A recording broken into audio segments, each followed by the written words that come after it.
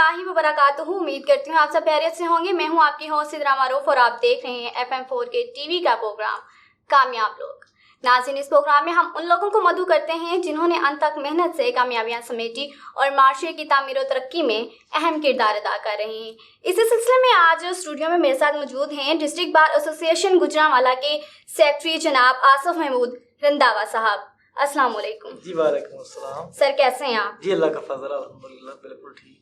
Sir, सबसे पहले तो आप हमें ये बताएं कि बतौर सेक्रेटरी बार आपने ऐसा क्या किया है कि वकला बरादरी आपको बतौर सेक्रेटरी बार याद रख सके? मैंने अपनी लाइफ में पूरी जिंदगी जिस तरह मुझे याद है जब से मैंने वो संभाला है, अल्लाह पाक ने मुझे आज इसी से नवाजा हुआ है जी। सेक्रेटरी बन के भी मैं सब भाइयों को कहता हूँ जितने मेरे बार मेंबर हैं कि आप सब सेक्रेटरी हो, एक एक बार मेंबर मेरा सेक्रेटरी है। मेरी कोशिश होती है कि अगर मुझे कोई कॉल आए तो मैं वापस उनको कॉल करूँ और सबको ये यकीन दिलवाऊँ कि आप खुद सेक्रेटरी बार हो, मैं अकेला नहीं हूँ जी। इंशाल्लाह ताला उम्मीद है ये सब लोग याद रखेंगे जी। सर, हाई कोर्ट का बेंच गुजरांवाला के वकला और अवाम का दरीना मुतालबा है, तो आपने बतौर सेक्रेटरी इस सिलसिले में क्या किया? जी, इस सिलसिला में मैं चीफ जो हमारे जस्टिस हैं लाहौर हाई कोर्ट, उनसे मिला हूँ जी, उनसे बातचीत की है, उनको ये रिक्वेस्ट की है। उसके अलावा हर संडे जो सैटरडे है, हर सैटरडे को हमारी एक स्ट्राइक होती है अलामती कि हम हाई कोर्ट का बेंच हर डिवीजन में मांग रहे हैं और ये तकरीबन काफी देर से चल रही है और इंशाल्लाह ताला हम इसमें कामयाब होंगे जी। सर, अक्सर देखने में आया है कि मुकदमात वकला की वजह से ताहीर का शिकार होते हैं, बिला वजह तारीख ले लेना, मुकदमात को लटकाए रखना, तो बतौर वकील आप क्या कहते हैं? जी, मैं एक मुकम्मल प्रोफेशनल वकील हूँ जी। मैं समझता हूँ कि अल्लाह पाक ने मुझे इस दौलत से नवाजा है जी। मेरे ख्याल में वकील की वजह से बहुत कम ही ऐसा होता है कि कोई मामला तूल पकड़े, लिंगरान हो।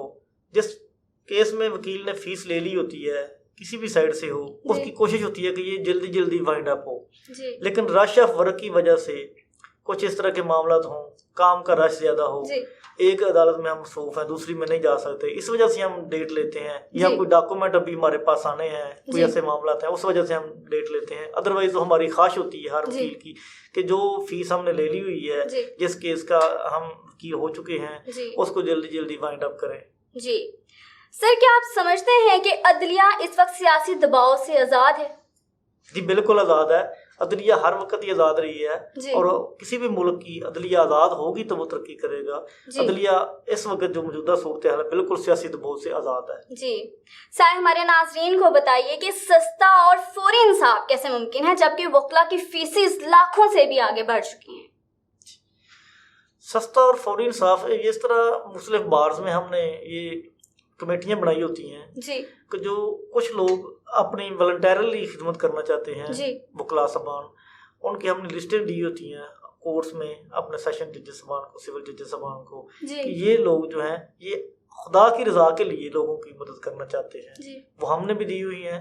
और हमारे पास भी अगर कोई आ जाता है तो मैं तो बीइंग सेक्रेटरी भी अल्लाह के फजल से मैंने पैसे को अहमियत नहीं दी, मैंने लोगों को अहमियत दी है कि किसी का कोई भला हो जाए, कोई दुआ कर दे।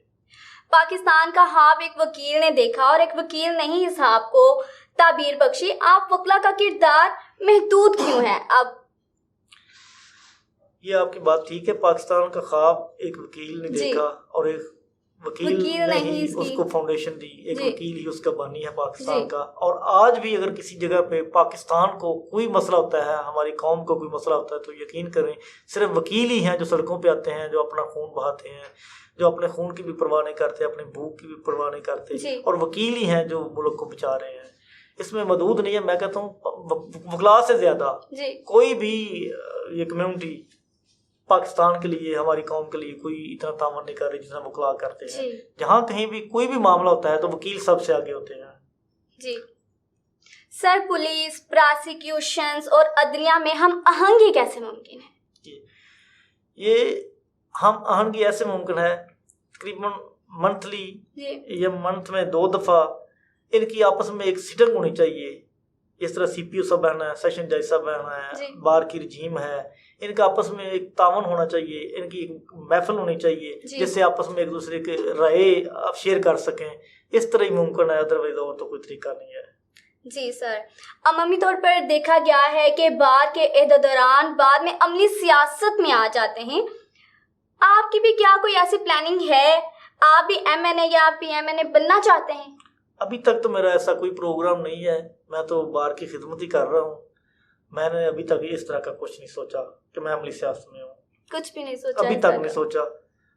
आइंदा मेरा मालिक बेहतर जानता है, हर बंदे के ख्वाब होते हैं। सर, पूरा पाकिस्तान सब आपको देख रहे हैं, वकला बरादरी आपको देख रही है, तो खास तौर पर नौजवान वकला के लिए आप क्या पैगाम देना चाहेंगे? नौजवान वकला के लिए मेरा सिर्फ यही पैगाम है कि आप मेहनत करें, मेहनत से ही सब कुछ मुमकिन है। जितनी ज्यादा आप मेहनत ज्यादा करेंगे, किताबों से दिल लगाएंगे, ज्यादा से ज्यादा मेहनत करेंगे, रेगुलरिटी होगी आप में, उतने आपको कामयाबी होगी। सर, आप किससे इंस्पायर होकर इस प्रोफेशन की तरफ आए? जी, मैं MA इंग्लिश करना चाहता था। जब मेरा BA क्लियर हुआ तो मैं अपने वालिद साहब से बुक्स के लिए पैसे लेके जा रहा था। जब मैं अपने गांव से बाहर निकला तो मेरे एक चाचू हैं, वो मुझे मिले। मैंने उनको कहा कि मेरा BA माशाल्लाह क्लियर हो गया है। वो कहने लगे मुबारक हो, तो अब आइंदा क्या प्रोग्राम है? मैंने कहा चाचू मैं MA इंग्लिश करना चाहता हूँ और मैं वो बुक्स लेने के लिए आज गुजरांवाला शहर जा रहा हूँ अपने गाँव से। उन्होंने कहा यार ये मोहम्मद रियाज चट्टा साहब हैं, साबका सदर वजीराबाद बार, वो मेरे दोस्त थे, वो बचपन से हम क्लास फेलो रहे हैं, वो वकील बने हैं, देखो कितना उनका नाम है, कितनी उनकी शोहरत है, कितने उनके पास सब हर किस्म के सहूलियात हैं। तो आप इस तरह करें, आप मेरे बेटे हो, मेरे भतीजे हो, आप वकील बनो। मैंने उसी वक्त ही, उसी लम्हे ही सोचा। मैंने अपने घर नहीं जाके बताया, उसी वक्त ही मैं गुजरांवाला आया, लारी डे आके मैं वैन से उतरा, लोकली में आया था, तो मैं सीधा मोहम्मद अली जिन्ना लॉ कॉलेज उस वक्त मॉडल टाउन में होता था, सीधा मैं गया और वहाँ मैं एडमिशन लेके फिर घर गया। फिर जाके मैं अपने वालिद साहब को बताया कि पापा मैं ये एडमिशन ले आया हूँ, और उन्होंने मुझे कहा अल्लाह आपको कामयाब करे, और उनकी दुआओं की वजह से मैं आज कामयाब हूँ। जी सर, आप खुद एक वकील हैं, सेक्रेटरी बार हैं और एक सेलिब्रिटी हैं, इसके बावजूद आप किस वकील से इंस्पायर हैं? जी, एहसन बून साहब मेरे आइडियल हैं जी, इतलाज एहसन साहब मेरे आइडियल हैं जी। एहसन बून साहब, उनका गांव भी मेरे नज़दीक ही है जी। मेरा गुजरांवाला का तकरीबन आखिरी गांव है जिले की बाउंड्री पे जी। उनका भी तकरीबन हाफिजाबाद की बाउंड्री के साथ साथ ही है बिल्कुल तकरीबन। उनसे मैं बहुत ज़्यादा मुतासर हूँ। उनकी एजुकेशन भी सारी हाफिजाबाद डिग्री कॉलेज की है, उनसे मैं बहुत ज़्यादा मुतासर हूँ। उस बंदे ने इतनी मेहनत करके अपना नाम बनाया है जी। एक गाँव से उठ के, और वो भी एक बहुत हाफिजाबाद का एक, मैं कहता हूँ कि एक छोटे से ज़िले से उठ के उन्होंने पूरे पाकिस्तान में एक नाम बनाया है। उनसे मैं बहुत ज़्यादा इंस्पायरेशन लेता हूँ। सर, वकला सबसे ज़्यादा पढ़ा लिखा तबका है, कानून सबसे ज़्यादा ये जानते हैं, इसके बावजूद वकला में बड़ी एग्रेशन आ गई है, इसकी क्या वजह है? जी, ये आपकी बात ठीक है, वाकई ही पढ़ा लिखा तबका है, और कानून की ये तो कानून बनाते भी हैं, कानून की तशरीह भी करते हैं, सारा एलोकेट करते हैं। ये जो हमारे लॉ कॉलेज इतने हो गए हैं, तकरीबन ज़्यादा लोग, हर तबके का लोग कहता है कि मेरे घर का एक फर्द वकील बने जी। जब वो बच्चा LLB कर जाता है, वकील बन जाता है, तो उनकी फिर डायरेक्ट ये ख्वाहिश होती है कि किसी उस्ताद के पास ना ये जाएं जी। डायरेक्ट वो अपना ऑफिस बना लेते हैं और LLB की डिग्री उनके पास होती है। मैं कहता हूँ कि उनको पहले एथिक्स सिखाने चाहिए, जो उस्ताद के बगैर कोई नहीं सिखा सकता। किताबों से आप नहीं वो सीख सकते जो आप माहौल से और उस्ताद से और अपने ऑफिस से सीखते हैं। ये मेरे नज़दीक तो सबसे वजह यही है एग्रेशन की, कि उस्ताद अगर होगा, उस्ताद उनको सिखाएगा, उस्ताद से उनको उठने बैठने का तरीका, अदालत में पेश होने का तरीका आएगा, एथिक्स आएंगे। वो बर्दाश्त नहीं करते, वो कहते हैं कि हम डायरेक्ट वकील हैं। जब इस तरह होता है, उस्ताद के पास नहीं जाते। मैंने कितने अपने भाइयों को पूछा है कि आपका उस्ताद कौन है, वो कहते हैं हमारा कोई उस्ताद नहीं है, हम तो खुद वकील हैं। जब तक आप सीनियर की इज्जत नहीं करेंगे, अपने उस्ताद की इज्जत नहीं करेंगे, उस वक्त तक आप फाल नहीं पा सकते, कभी कामयाब नहीं हो सकते जी। उस वक्त तक कामयाब नहीं हो सकते जी। सर, आपका इलेक्शन मुकाबला बड़ा दिलचस्प मुकाबला था, कभी आपके मुखालिफ 1-2 वोट आगे होते थे और कभी आप, तो उस वक्त आपकी क्या कैफियत थी? जी, ये मेरा दूसरा इलेक्शन था ये जी। पहला इलेक्शन मैं चंद वोटों से लूज कर गया था जी, लेकिन मेरा खुदा गवाह है, टाइम वो है जो गुजर गया है जी। मैंने एक दिन भी और एक लम्हे के लिए भी अपने आप को یہ محسوس نہیں کروایا کہ میں الیکشن لوز کر گیا ہوں. میں نے کہا کہ میں نے کچھ سیکھا ہے. میں نے دوستوں سے اتنے اچھے رویے دیکھے ہیں, اتنے لوگوں کو حسب نسب کا مجھے پتہ چلا ہے, لوگوں کے رویوں کا پتہ چلا ہے, لوگوں کی تربیتوں کا مجھے پتہ چلا ہے. میں نے کچھ نہ کچھ سیکھا ہی ہے. جس وقت دوسرا میرا الیکشن تھا جس کی آپ بات کر رہے ہیں, جب ایک ووٹ اوپر ہوتا تھا ایک ووٹ نیچے ہوتا تھا, تو میرا اپنے مالک پہ اپنے خالق پہ مکمل یقین تھا کہ جیتنا میں نہیں ہے. میرا مکمل یقین تھا. میں نے ایک دفعہ بھی اس طرح محسوس نہیں کیا کہ میں پریشان ہوں یا مجھے کوئی پریشانی آئی. میں اپنے مالک پہ مکمل طور پر مطمئن تھا کہ الیکشن اینڈ پہ جا کے میں نے جیتنا ہے. جی سر, عمومی طور پہ ایسا ہوتا ہے کہ الیکشن جیتنے کے بعد صدر اور سیکرٹری ایک پیج پر نہیں ہوتے. کیا آپ اور صدر صاحب کے درمیان بھی ایسا کچھ ہے؟ جی نہیں, ایسا بالکل نہیں ہے. جو موجودہ صدر ہیں ملک عبدالستار رحمان صاحب میرے بڑے بھائی ہیں. میں ان کو استاد کی جگہ پہ رکھتا ہوں, اپنے بھائیوں کی جگہ پہ, اپنے سینئر کی جگہ پہ رکھتا ہوں. اور میری مکمل جو رجیم ہے, جتنے ہم الیکٹڈ ہیں, اللہ کے فضل سے سب ہم آپس میں ایک دوسرے کے بہن بھائیوں کی طرح رہتے ہیں. ایک ہماری لائبریری سیکرٹری ہیں تمینہ مشتاق صاحبہ, آج بھی ہم سارا دن اکٹھے تھے. ہمارا کوئی بھی فیصلہ یہ نہیں ہے ہم اختلاف سے کوئی ہم نے فیصلہ نہیں کیا. سب ہم ایک رائے سے کرتے ہیں اور مشترکہ رائے سے کرتے ہیں. ابھی تک 8 ماہ میں اس طرح ایک دفعہ بھی نہیں ہوا کہ ہمارا کوئی اختلاف ہو. سر, جو بھی سیکرٹری باہر منتخب ہوتے ہیں بعد میں یا تو وہ صدر کے لیے الیکشن لڑتے ہیں یا ممبر پنجاب بار کے لیے, آپ کا کیا پلان ہے؟ ابھی تک تو میرا کوئی پروگرام نہیں ہے اس طرح کا. اگر میں کوئی اچھا ورک کروں گا تو دوست مجھے کہیں گے, میرا گروپ مجھے کہے گا تو میں انشاءاللہ لڑوں گا.